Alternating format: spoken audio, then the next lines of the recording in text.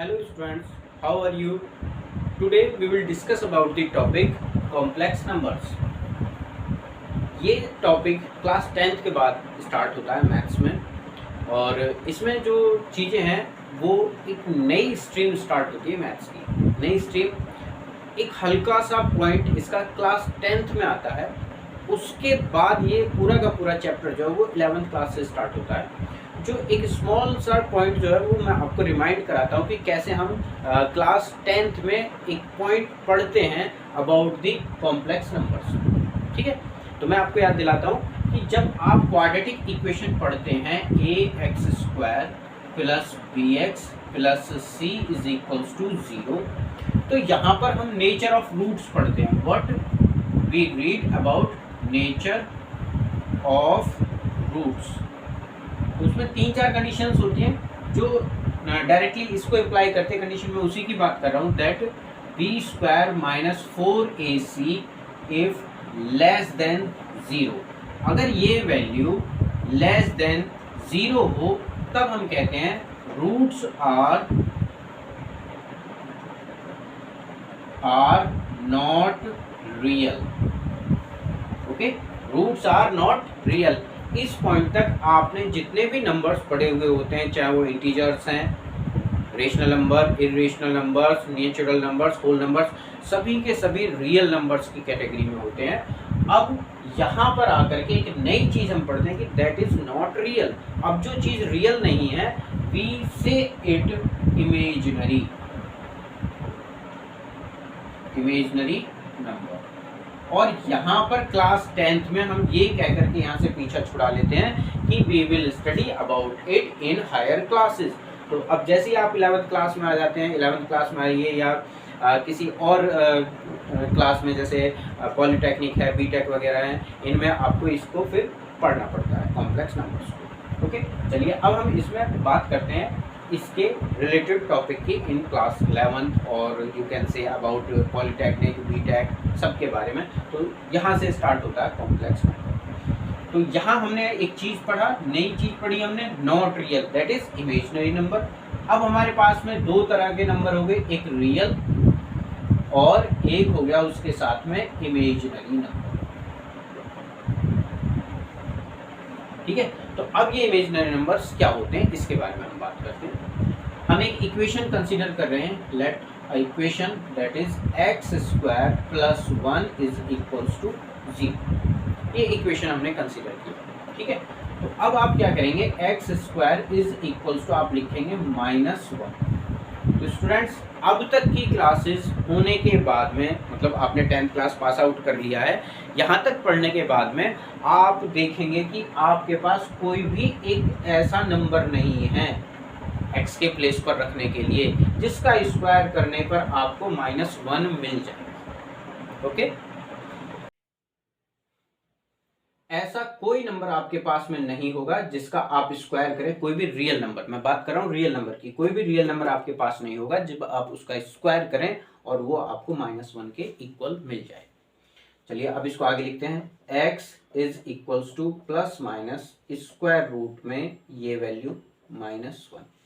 Okay, तो ये जो वैल्यू है अंडर रूट -1, ठीक है, तो ये जो वैल्यू आएगी इसी रूट को हम बोलते हैं माइनस का 1 जो है अंडर रूट में, ये इमेजिनरी वैल्यू है। क्या है ये? इमेजिनरी। ठीक है, ये रियल नहीं है, इट इज इमेजिनरी। और जो ये -1 है इसको हम रिप्रेजेंट करते हैं बाय आई। ठीक है, इसको हम पढ़ते हैं आयोटा, IOTA। ओके, यहां से स्टार्ट होती है रियल के साथ साथ इमेजिनरी नंबर्स की। अब ये चीज हमने पढ़ लिया। अब कोई भी वैल्यू अगर आपके पास में, मान लिया a is real number, okay, a is real, और यहां हमने अंडर रूट के अंदर इसको लिखा -a ऐसे।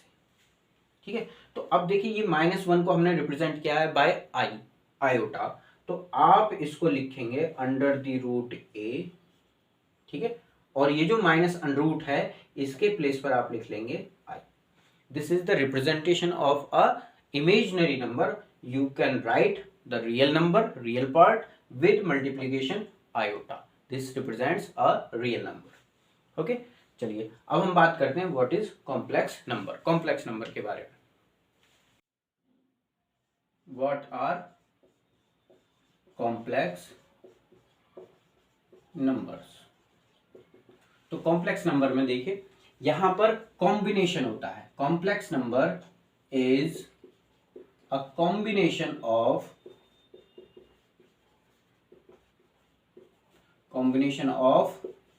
real and imaginary numbers. This is the combination of real and imaginary number. अब एक आपने नंबर लिया a, ठीक है, ये रियल नंबर हो गया, प्लस i और ये b. इस तरह से आपने लिखा a plus i b. This is the representation of a complex number. इसको हम डिनोट करते हैं स्मॉल z. ओके, small z is equals to a plus i b. इसमें a और b दोनों ही रियल नंबर्स होते हैं. बस जब b के साथ में आयोटा यहां पर आ जाएगा तो ये वाला जो पार्ट है, दिस पार्ट इज, ये पार्ट, ठीक है, this part is imaginary part and this part is real part. जो रियल पार्ट होता है, इस रियल पार्ट को हम डिनोट करते हैं आर ई, ऐसे लिख करके आर ई और इसके साथ Z, real part of Z.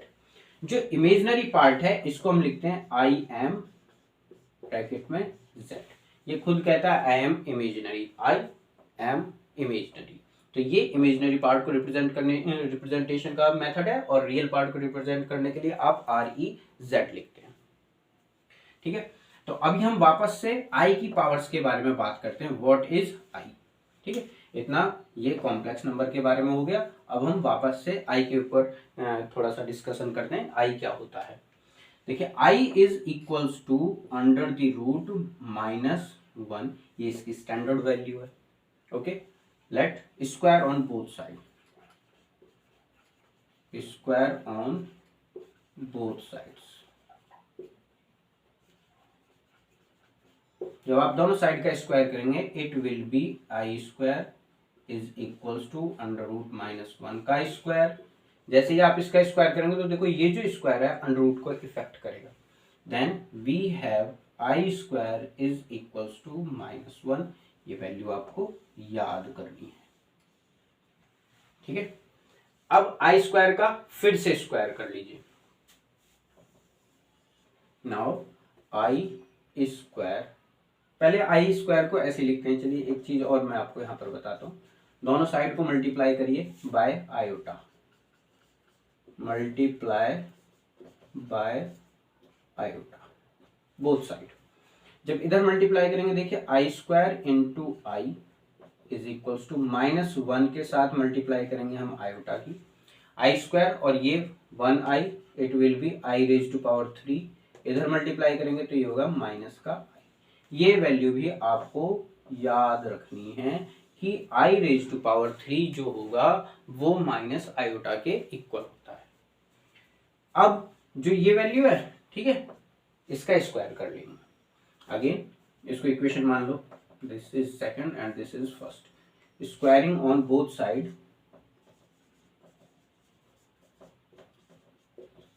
Of equation 2. Equation 2 का स्क्वायर कर लेंगे दोनों साइड. तो आई स्क्वायर का स्क्वायर, इधर -1 का स्क्वायर. अब इधर हो जाएगा आई की पावर 4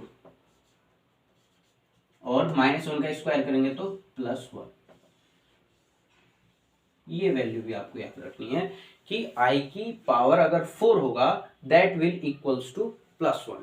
यहां से स्टार्ट होता है आई की मोर पावर्स का कॉन्सेप्ट, कि कैसे हम आई की मैक्सिमम पावर्स, मोर पावर्स को कैलकुलेट कर सकते हैं. तो चार चीजें आपको याद रखनी है. I is equals to minus root में, ठीक है, 1. I square is equals to -1.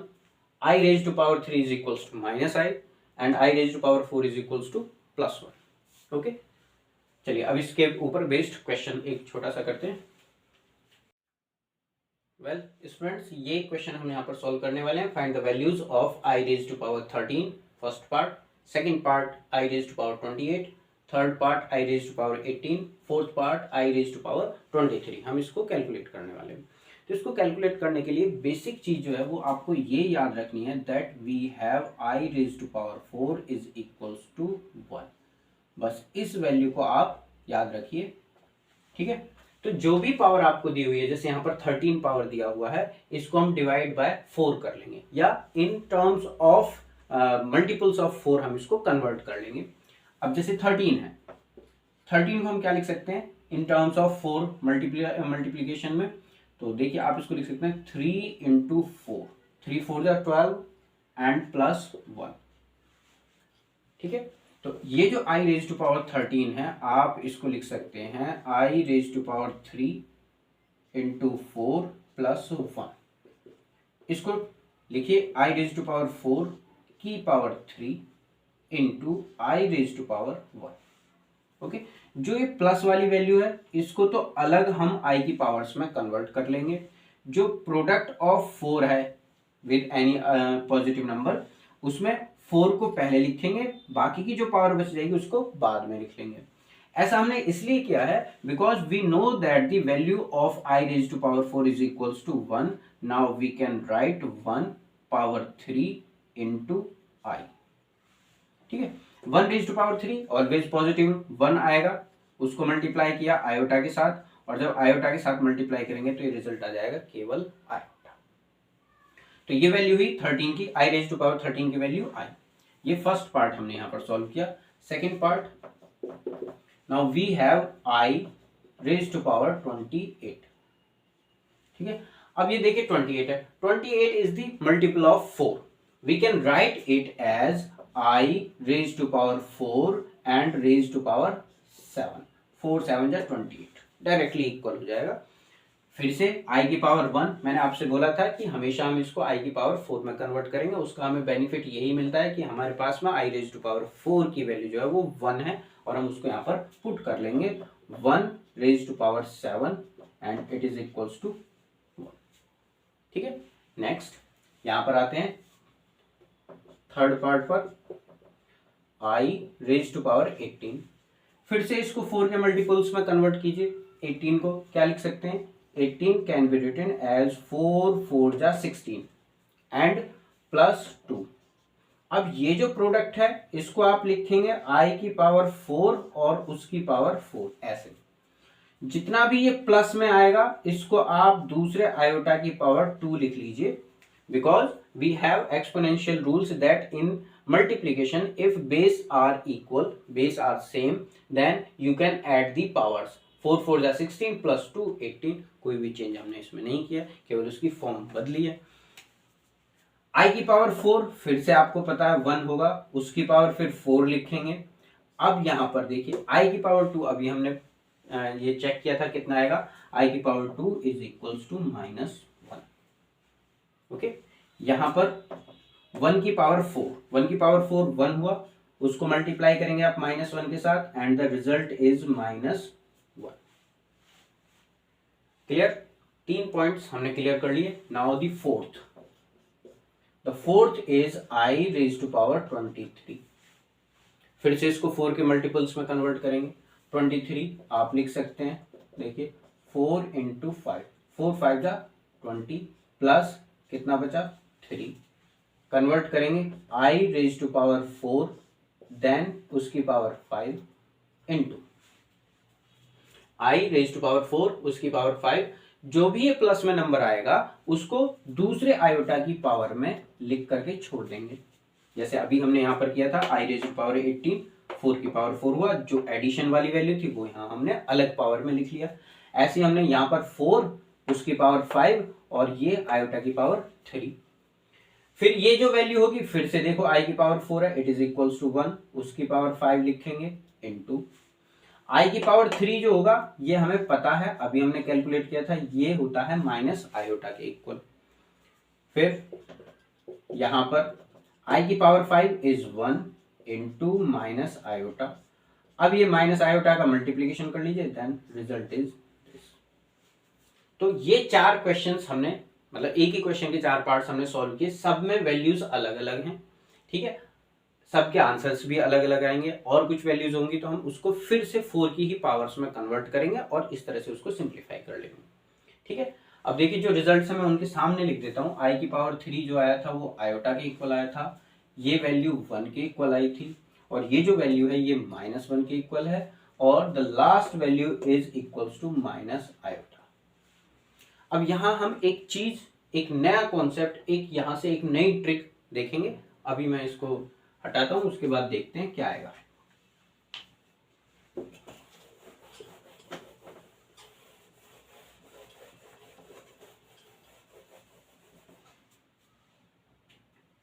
Class 10th में एक टॉपिक है यूक्लिड्स डिवीजन लेमा। उसके अकॉर्डिंग हमें ये बताया जाता है कि a और b अगर दो नंबर्स हैं हमारे पास में, then we can write as bq plus r, और ये जो r होता है ये हमेशा रिमाइंडर होता है, and it is always greater और equals to 0 but always less than divisor. Divisor हमारा b है तो ये हमेशा b से छोटा होगा। इस बात को हम यहाँ पर अप्लाई करेंगे। हमारे पास में नंबर है 13, इसको हमने डिवाइड किया था 4 से, ठीक है। 4 से डिवाइड करने के बाद में एक नंबर हमें यहाँ मिला था 3 और एक रिमाइंडर हमें यहाँ मिला था 1। ऐसे ही यहाँ पर, ठीक है, 28 को आप देखेंगे तो 28 जो था वो पूरा पूरा डिविजिबल था, रिमाइंडर था 0। ये जो नंबर है 18 में हमें क्या मिला था 4 इंटू 4 प्लस में रिमाइंडर आया था 2, और जो 23 है ये वाली कंडीशन में 4 इंटू 5 एंड रिमाइंडर वॉज 3। तो कुल मिलाकर के हमारे पास 4 रिमाइंडर्स थे, 0, 1, 2 एंड 3। यहां से एक शॉर्ट ट्रिक निकलती है, ठीक है, रिमाइंडर इफ दीज 0, 1, 2, 3। देखो आपको कुछ नहीं करना, कोई इतनी बड़ी कैलकुलेशन नहीं करनी, आप डायरेक्टली आप इसका आंसर बता सकते हैं, ठीक है। कैसे बता सकते हैं? अगर रिमाइंडर जो है वो 0 हो, जैसे यहाँ पर 0 है, आई की पावर कितनी भी आप लिख लें यहाँ पर कोई भी, लेकिन साथ में यहाँ पर कुछ नहीं है, आई की पावर 0, दैट मीन्स ये पूरा पूरा डिविजिबल है, तो इसकी वैल्यू हमेशा 1 आएगी, जैसे यहाँ पर आई थी, ओके। दूसरा, इफ आपने कोई नंबर लिया जैसे 13 है, अब रिमाइंडर कितना आया था, यहाँ पर रिमाइंडर आया था 1, इस कंडीशन में रिमाइंडर 1 था, तो i की पावर 4 और उसकी पावर m आप कुछ भी लिखें और i की पावर 1 यहाँ पर रिमाइंडर है, तो इसकी वैल्यू आएगी हमेशा आयोटा। तो यहाँ से हम ये एक कॉन्सेप्ट बना रहे हैं कि i की पावर अगर 4m है तो वैल्यू आएगी 1, i की पावर 4m प्लस 1 है तो वैल्यू आएगी आयोटा, ओके। अब इस पर आ जाते हैं, यहाँ पर रिमाइंडर कितना था 2, तो यहां से अगर i की पावर है 4m plus 2, the remainder is 2, then the value is -1। फिर लास्ट i की पावर 4m और रिमाइंडर कितना है 3, it will gives you minus का आयोटा। ये 4 पॉइंट्स आप याद कर लीजिए, आपके आयोटा के क्वेश्चन जो इंटीग्रल पावर्स के हैं बहुत ही चुटकी बजाते ही सॉल्व हो जाएंगे तुरंत। देखिए पूरा डिविजिबल है तो आयोटा लिख दीजिए, रिमाइंडर 1 है तो i लिखिए, रिमाइंडर 2 है तो -1 लिखिए, रिमाइंडर 3 है तो माइनस का आयोटा लिखिए। और ये बिल्कुल वही कॉन्सेप्ट है जिसमें सबसे पहले i की पावर 4 1, i की power 1 is equals to i की पावर 2 इज इक्वल्स टू -1 और i की power 3 is equals to minus iota. जो स्टार्टिंग में मैंने आपको 4 वैल्यूज कैलकुलेट कराई हैं, वही पूरी की पूरी आई का जितना यूनिवर्स है सबको कैलकुलेट कर सकते हैं। जैसे एक एग्जांपल हम ले रहे हैं यहाँ पर क्विकली, आई की पावर मान लीजिए 55 है, 55 को डिवाइड कीजिए कितने से, 4 से, 4 बन जा 4, ये 1 बचेगा, 4 3 जा 12, कितना बचा 3, रिमाइंडर इज 3, और रिमाइंडर 3 पर कितनी वैल्यू आएगी माइनस आयोटा, तो इसका रिजल्ट आ जाएगा माइनस आयोटा। इधर उधर के किसी चक्कर में नहीं पड़ना है, डायरेक्टली आप इसको सॉल्व कर सकते हैं, ओके। चलिए नेक्स्ट टॉपिक की तरफ चलते हैं। Now we are discussing about properties of complex numbers. Complex numbers की कुछ इंपॉर्टेंट प्रॉपर्टीज के बारे में हम यहाँ डिस्कस कर रहे हैं। The first property says if a plus i b is equals to 0, okay. किसी कॉम्प्लेक्स नंबर की वैल्यू 0 के इक्वल है, then it means a is equals to 0 and b is equals to 0। a क्या है? Real part, ठीक है, real part is 0 and as well as imaginary part also equals to 0। कोई भी number, कोई भी कॉम्प्लेक्स नंबर, सॉरी, कोई भी कॉम्प्लेक्स नंबर अगर 0 के इक्वल है तो इसका मीनिंग ये होगा कि उसका रियल पार्ट भी 0 है और इमेजिनरी पार्ट भी 0 है। ये इसकी फर्स्ट और इंपॉर्टेंट प्रॉपर्टी है। फिर second property, if a plus i b is equals to x plus i y. यहां पर दो कॉम्प्लेक्स नंबर्स इक्वेलिटी में हैं। एक कॉम्प्लेक्स नंबर है a प्लस आई बी और एक कॉम्प्लेक्स नंबर है a plus x plus i y. तो क्या होगा, a जो है वो x के इक्वल होगा और b जो है वो y के इक्वल होगा। दैट मीन्स अगर हम इसको z1 और इसको z2 मान लें तो real part of z1 is equals to real part of z2 as well as imaginary part of z1 is equals to imaginary part of z2। ये फर्स्ट कॉम्प्लेक्स नंबर है जिसको z1 से represent किया है, ये सेकंड है इसको हमने z2 से रिप्रेजेंट किया है। a is the real part of z1, b is the imaginary part of z1, x is the real part of z2 and y is the imaginary part of z2। तो जो real है a वो x के equal और जो imaginary part है b वो imaginary part b की y के इक्वल, ठीक है। तो ये दो इंपॉर्टेंट प्रॉपर्टीज हैं, इस पर हम क्वेश्चन भी कर सकते हैं कि भाई एक सिंपल सा क्वेश्चन ये कंसीडर कर लीजिए आप। Suppose 2 plus 3 iota is equals to x plus y iota, then find the value of x and y। ये क्या होंगी ये बताना है आपको। तो अब देखिए ये दोनों रियल, एक दो कॉम्प्लेक्स नंबर है, इधर कॉम्प्लेक्स नंबर है इधर कॉम्प्लेक्स नंबर है, तो ये रियल पार्ट है ये रियल पार्ट है, then x is equals to 2। ये इमेजिनरी पार्ट है ये इमेजिनरी पार्ट है, आप इसको ऐसे लिख लेंगे y इज इक्वल्स टू 3। अच्छा, कुछ बच्चे यहाँ पर कभी कभी कंफ्यूज हो जाते हैं कि भाई i क्यों नहीं लिया, आप i को ले लीजिए, तो i से i cancel, then y is equals to 3। तो आप डायरेक्टली i को इग्नोर करिए, i for iota and i for ignore that, ignore it, 3 and y, तो y इज इक्वल्स टू 3 हो जाएगा। ओके, चलिए नेक्स्ट पढ़ते हैं। Students, now we are discussing about geometrical representation of a complex number. एक complex नंबर का geometrical representation कैसे होता है। आप जानते हैं कोई नंबर लिखा हुआ है जैसे ऑर्डर्ड पेयर में 2,3, तो आप इसको कैसे रिप्रेजेंट करेंगे, ये एक्स एक्सिस ये वाई एक्सिस, एक्स एक्सिस पर 2 यूनिट्स और वाई एक्सिस पर 3 यूनिट्स, जहां ये एक दूसरे को इंटरसेक्ट करेंगे that point represents the 2 and 3। ये सब आपने पढ़ा हुआ है, तो इसी से हम इसको रिलेट करने वाले हैं। ओके, तो ज्योमेट्रिकल रिप्रेजेंटेशन में कॉम्प्लेक्स नंबर, जैसे आप जानते हैं the complex number is represented by z is equals to a plus iota b। तो जब कॉम्प्लेक्स नंबर होगा तो कॉम्प्लेक्स नंबर में एक रियल पार्ट होगा और एक होगा उसके साथ imaginary part. This is real part and this is imaginary part. जो रियल पार्ट ऑफ z है ये a है और जो इमेजिनरी पार्ट ऑफ z है इट इज b। एक ऑर्डर्ड पेयर आप यहां पर बना सकते हैं, ऑर्डर्ड पेयर, जैसे ये आपने ऑर्डर्ड पेयर लिखा हुआ है। अब हम वैसे इसको कोऑर्डिनेट्स बोलते हैं, 2 एंड 3 को कोऑर्डिनेट बोलते हैं, लेकिन ये ऑर्डर्ड पेयर होता है। ऑर्डर्ड पेयर का मतलब होता है कि एक रूल के अकॉर्डिंग इसको लिखा जाए। रूल क्या है, x का पहले और y का बाद में पॉइंट लिखते हैं। सेम ऐसे ही यहाँ पर ऑर्डर्ड पेयर में क्या करेंगे, जो z है उसका जो ऑर्डर्ड पेयर होगा उसमें रियल पार्ट पहले और इमेजिनरी पार्ट बाद में। That means the ordered pair of z is a, b। This is real and this is imaginary. Okay, अब बात करते हैं x एक्सिस और y एक्सिस की। यहां पर जो x एक्सिस और y एक्सिस है इनको हम बोलते हैं कार्टेशियन प्लेन। क्या बोलते हैं, इट इज कार्टेशियन प्लेन। ऐसे ही सेम यहां पर भी 2 लाइंस हम ड्रॉ कर लेंगे, ठीक है। वैसे इसका नाम है x एक्सिस, आप सब जानते हैं this is x axis and this is y axis. लेकिन यहां पर geometrical representation of complex number में जो ये x एक्सिस है, इस वाले x एक्सिस को हम दूसरा नाम लिख लेते हैं। यहाँ पर क्या नाम लिखते हैं, this is called real axis. Okay, तो ये वाली साइड पॉजिटिव हो जाएगी, जैसे यहां पर ये वाली साइड नेगेटिव है ऐसे ये नेगेटिव साइड हो जाएगी ऑफ रियल एक्सिस। ये जो ऊपर की तरफ है यहाँ से ये ओरिजिन हो गया, ये ऊपर की तरफ जो है ये, इसको हम बोलेंगे इमेजिनरी एक्सिस, इमेजिनरी एक्सिस। ठीक है, ये इधर पॉजिटिव है और इधर ये हो जाएगी नेगेटिव, इमेजिनरी एक्सिस।